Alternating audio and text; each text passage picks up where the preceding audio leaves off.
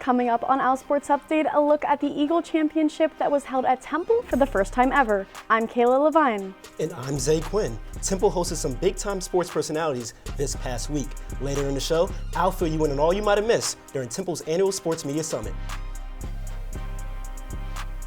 Live at the Star Complex, I'm Caroline Delaney. It's Pro Day at Temple, where almost a dozen former Temple Owls are doing drills in front of NFL scouts to see if any are good enough to play on Sundays. And I'm Dane Podolsky, live at this brand new tennis facility. One coach for the women's team is experiencing a homecoming this season. I'll take a look and also tell you when this court will be open for business. A jam-packed edition of OwlSports Update. It's live from TV Studio 3 and it starts right now.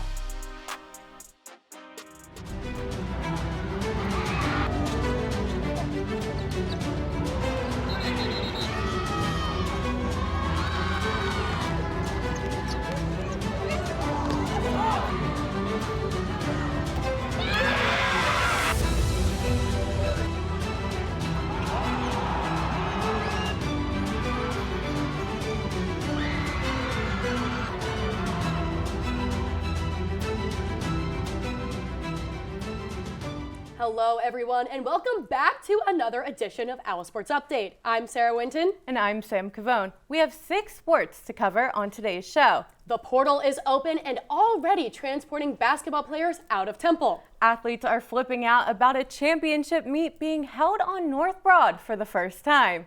And things are going swimmingly for a club team. But first, 11 Temple football players are going through the exact same job interview.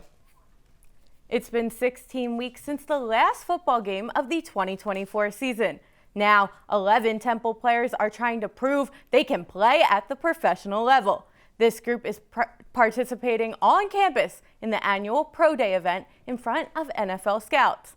OwlSports Update's Caroline Delaney is live at the Star Complex with a look at Pro Day. Hey, Caroline.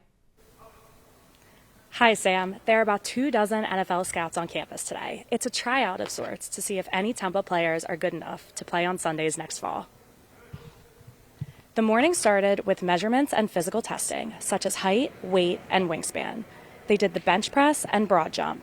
Then, the players really got down to business with some of the activities we often see at the NFL Combine, such as the 40-yard dash, the shuttle run, the 3-cone drills, and other position drills. Many of the players also got a chance to meet one-on-one with these NFL coaches. Temple's head coach, Casey Keeler, said this is a vital part of the process. They just want to know their work ethic. They want to know how passionate they are about football. They want to know like this is really important. They want to bring a guy into that facility that this isn't, like a priority in their life. It's just like, this isn't like a part-time job. This is, they're totally passionate about, that. The NFL Draft starts on April 24th in Green Bay, Wisconsin. It's a 3-day event. I'm Caroline Delaney, reporting live from the Star. Back to you guys at the desk. Thanks, Caroline. Big news and big names are competing. Names like wide receiver Dante Wright, defensive lineman DeJuan Black, and offensive lineman Wisdom Quarshie are among those hoping to impress NFL scouts. With a mix of playmakers on both sides of the ball, including kicker Maddox Trujillo and cornerback Torrey Richardson, Temple's talent will be on full display. It's a huge opportunity for these Owls. Even if they don't get drafted, there is the opportunity to get picked up as an undrafted free agent. Temple's basketball season wrapped up earlier this month, so unlock the floodgates. The portal is open for all. We now welcome in Courts in Session anchor Pat Delahan, who's keeping up to date on which Owls are looking for new homes. Thanks for joining us, Pat. Thanks for having me. Of course. Now let's just jump right in. Update us. Who is in the portal, and are there any names that surprise you? Well, I'm not really surprised. I'm disheartened. It's more of a sad thing, really. But Quante Barry and Dylan Battie hit the portal on Monday, the day it opened. Zion Stanford joined them on Tuesday. Now, it's still so early to figure out if anybody else is going to join them next. But when you look at the trends in the transfer portal from the last year or so, 251 players hit the portal on the first day last year. This year, 700. There are over 1,100 players in the portal after the first 3 days this year. Last year, there was over 500. So there's still time for more Owls to hit the portal. So how do you think Temple's roster turnover from this offseason compares to the last year or two? So in Adam Fisher's first offseason, when he was hired in 2023, they lost 6 players, 1 to graduation, 5 to the transfer portal. Last year, they lost 7. This year, after 3 days of the transfer portal being open, they've already tied that number. They lost 4 players to graduation and now 3 to the transfer portal. So that number could increase, and we could see 7, 8, 9 players hit the portal and leave the team. Now, some NIL news. This week, Temple announced that they are dissolving the Tough Fund and opting into revenue sharing. Can you explain what exactly revenue sharing is and how you think that this will affect potential recruits? Right, so revenue sharing allows universities and athletic departments to compensate their players directly. They can pay up to 22% of their athletic revenue per school. It's not a set number. But NIL will still be a thing, just not at Temple. It's completely in-house. Now, you look around the NCAA. Maryland head coach Kevin Willard is preparing to coach in the Sweet 16. They're playing Florida, and he's been very vocal about his concerns on how it will affect his roster construction at a Big Ten school with a bigger TV contract, a wealthier alumni base, and a bigger athletic department with a football team. Now, if he's worried about that, Temple needs to be very concerned. It's a smaller school with the football program that doesn't have a very lucrative TV contract. You look at the Big East, a league that doesn't sponsor FBS football. Just one of their 11 members has an FBS football team. That's UConn. They just sealed a $480 million media rights deal that goes into effect this year, the same time as revenue sharing. That's $80 million per year for the conference and $7 million per schools. That is a huge boost. Their basketball programs get a bigger piece of the pie, so Temple needs to find a way to navigate these waters or else they'll fall behind to leagues like the Big East. Well, thank you, Pat. We appreciate you coming on. Thanks for having me. The lacrosse team has had a rocky start to its season. The Owls have only picked up 1 win at home so far in 2025. And the matchup against Pitt this past Tuesday did not do the Owls any favors. The Owls came back home for the first time since March 1st to face the Panthers. Pitt struck first, but Erin King gets to the cage to tie the game up 1-1 with 8 minutes left in the first. Lily Caravella with a turnover. Temple caused 13 of these during the game, with the most effective defense coming in the first quarter. And it is King yet again getting to the net with an assist off of a bounce ball. She came out hot in this game with 4 goals. Temple down by 3. Temple gets a stop, but it is not enough. The Owls cannot contain Jenna Hendrickson, who had 5 goals and scored lucky number 13 to give the Panthers the 13-10 win, dropping the Owls to 2-8 on the season. The lacrosse team is always busy doing so much for many, even off the playing field. Let's bring OwlSports Updates Natalie Coranda with part 3 of her series, Trippin' with Natalie. Hey, Natalie. Hey Sarah, for the 3rd installment of my semester-long series on Temple lacrosse, I was on hand for a birthday party. Bonnie Rosen's squad celebrated a very special honorary team member's 7th birthday during the team's matchup against UMBC. Here's a behind-the-scenes look at that special day for one special boy.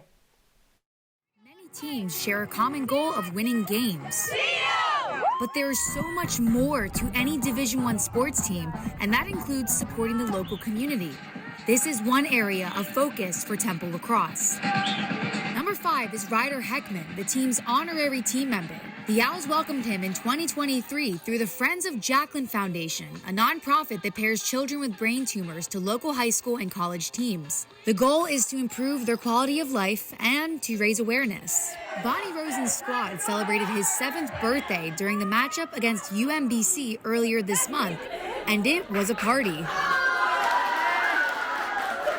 The afternoon started with the team welcoming Ryder into the locker room.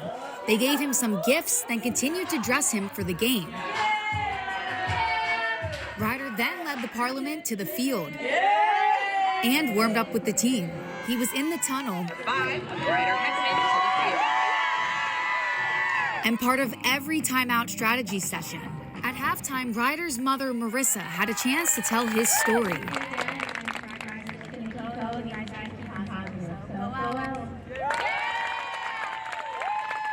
Temple lost this game, But the afternoon was a big win in many ways for Ryder and his teammates. There's nothing better than having you with us, Ryder. Like, nothing better. We love having you anytime, and we hope to come watch you play some sports too. Yes. So that we can't wait for that. And if you're, if you're spending more time in Philadelphia, coming to deal with the doctors, we're here there too. So that part's great, right?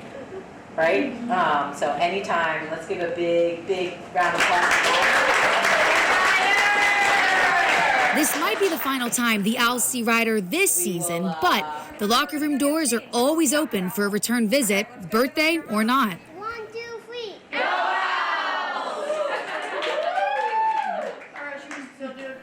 Be sure to stay tuned for the next installment of my semester-long series with the team coming in April. You can follow us at OwlSports Update for updates. That's all I have from the studio set. Sam and Sarah, back to you at the desk.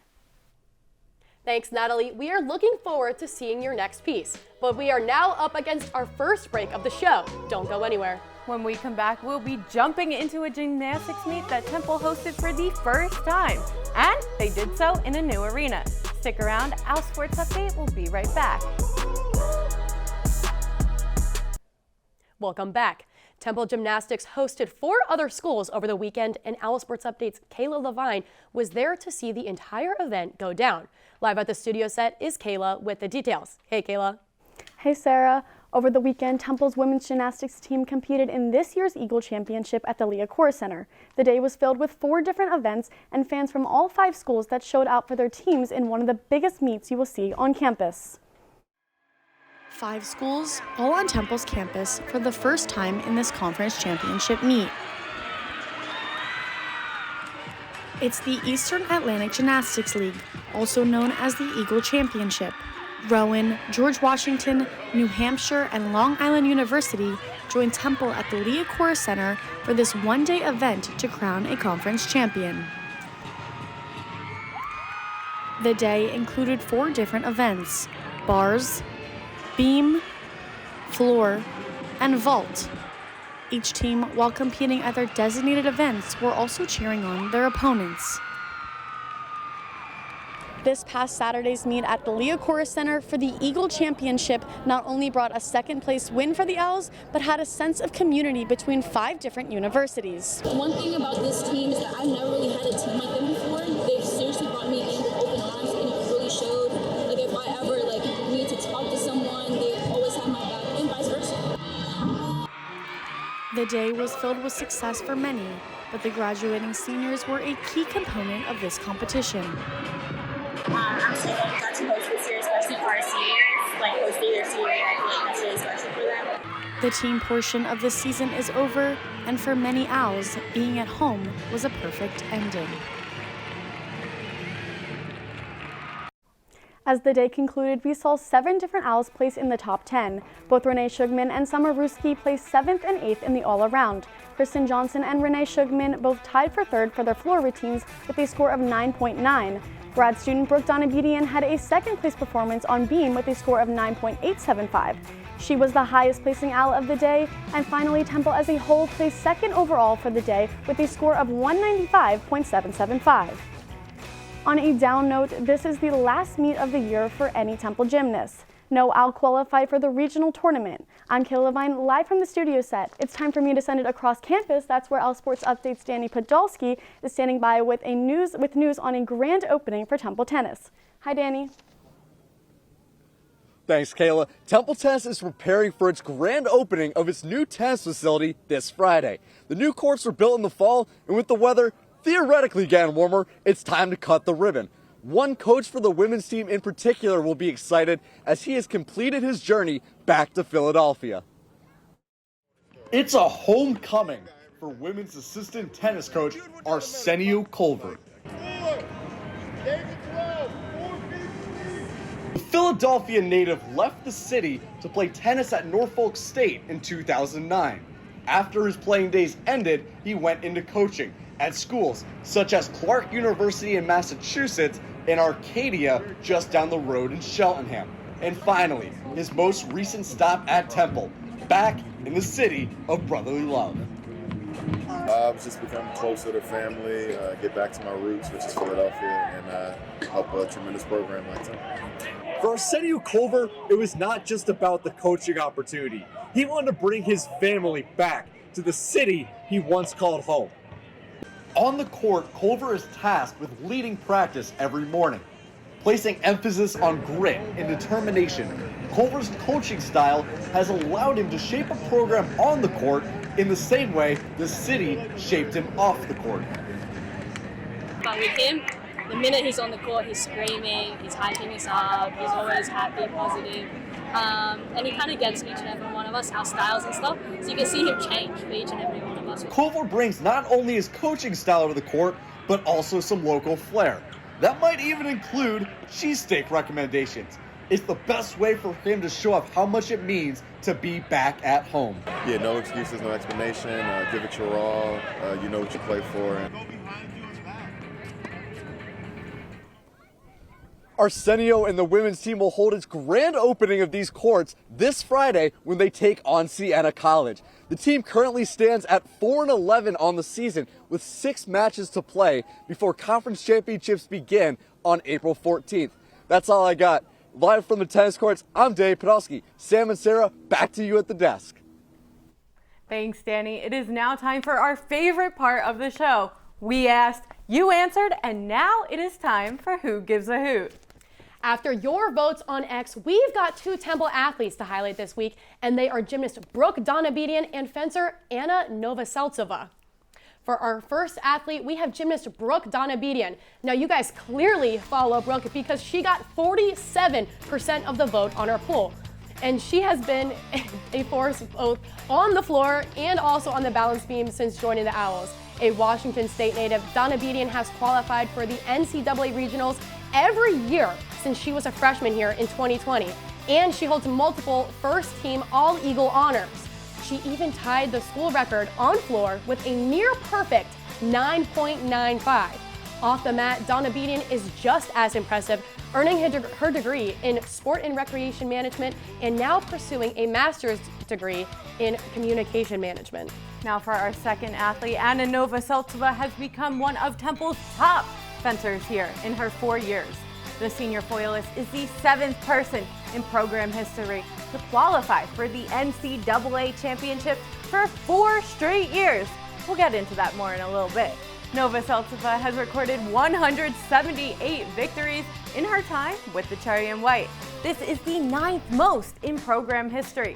Her coaches, they describe her mindset and attitude as the perfect example of being Temple tough. Anna Novoseltsova has only gotten better each and every year. Her accolades keep racking up as her college career comes to a close.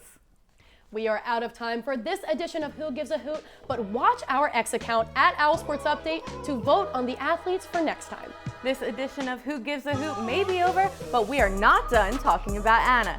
Coming up, we'll be recapping her trip to the NCAAs. And later, we'll take a dip in the pool with one of Temple's most popular club teams. It's all coming up in 90 seconds. Welcome back. Anna Novoseltsova is cementing her legacy as one of the greatest fencers to come through the Temple program. This past Sunday was the NCAA championships, and Novoseltsova finished 19th. This is her second consecutive top 20 national result at the event, after finishing 15th last year. While we usually focus on athletes in sports, today we are shifting gears to a special event celebrating those who are passionate about covering the athletes and the games. OwlSports Update's Isaiah Quinn joins us live from the studio set to share more details. Thanks, Sarah. This past week, the Claire Smith Center for Sports Media hosted its 13th annual Sports Media Summit. With both Temple and local high school students in attendance, the event focused on educating students about the latest trends in sports media. The more you get out of it, and that I'm not going to let anybody ever outwork me. The Claire Smith Center for Sports Media held its 13th annual Sports Media Summit last Friday at Klein College, with more than 150 in attendance. Has there ever been a moment in your career you found that you felt vulnerable or struggled, and how did you overcome it?